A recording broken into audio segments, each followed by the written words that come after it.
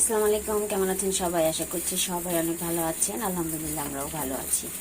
তো আজকে সকাল সকাল ভিডিওটা অন করলাম। এখানে আমি সকালের জন্য নাস্তা বানিয়ে নিচ্ছি, পরোটা।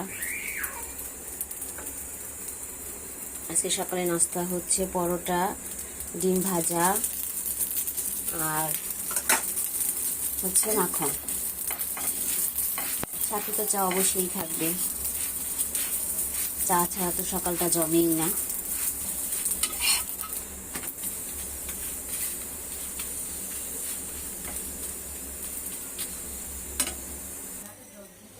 এখানে আমি আরেকটা পরোটা বানিয়ে নিচ্ছি। এইগুলো সব আমার ফ্রোজেন পরোটা। তো আমি যে এইভাবে ফ্রোজেন পরোটা বানিয়ে রাখি সব সময়।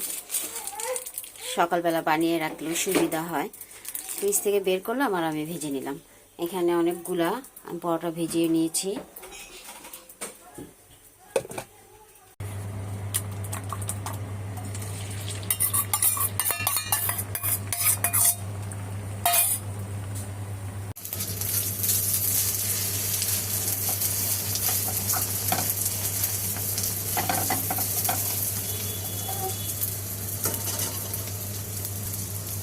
এখানে ডিমটা ভেজে দিচ্ছি, পাশের চুলে আমি চাটাও বসিয়ে দিয়েছি।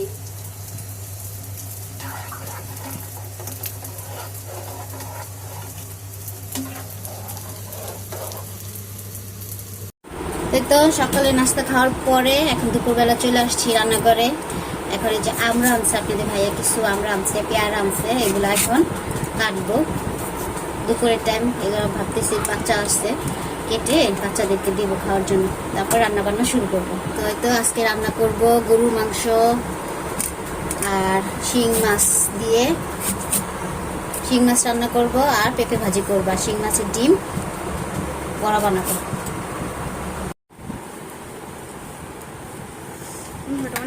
এখন আমরা তো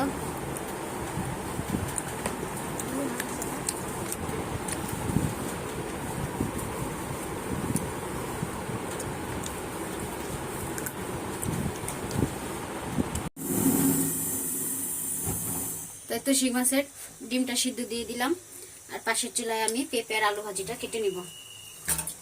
পেঁপের আলুটাও কেটে নিয়েছি, ভালো করে ধুয়ে ভাজি করে নিব। তো আজকে যে গরু মাংস রান্না করব, আমি সব মশলাগুলো পাতায় বেটে তারপর আজকে গরু মাংস রান্না করব। আমি কাঁচা মরিচটাও আধা বাটা করে নিব, আর এখানে আমি কাঁচা পেঁয়াজটাও আধা বাটা করে নিব।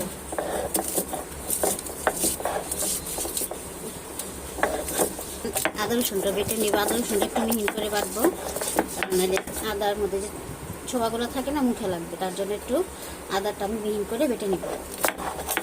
এখন রসুনগুলো বেটে নিচ্ছি।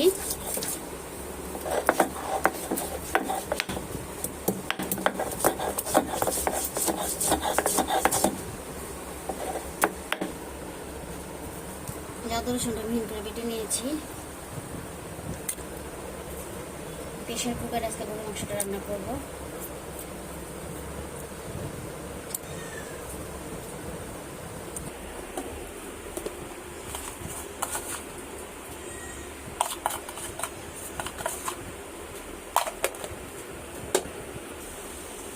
ধনিয়ার গুঁড়া দিলাম,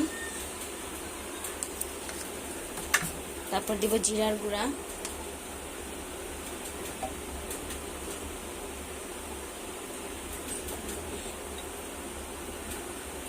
তারপর দিলাম গরম মশলার গুঁড়া,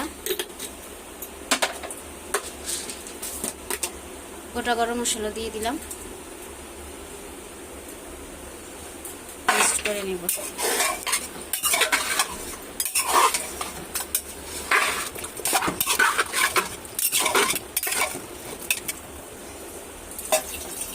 গুঁড়া দুধ গুলিয়ে পানিতে, ঠান্ডা পানিতে গুলিয়ে তারপরে দিয়ে দিলাম। তারপর প্রেশার কুকারে এখন রান্নাটা করে নেব। তো আজকের মতো রান্না শেষ করলাম। এখানে যে গরুর মাংস রান্না করেছি, পেঁপে আলু ভাজি করেছি, আর এখানে শিং মাছ ভুনা করেছি, আর সাথে আছে গরম ভাত।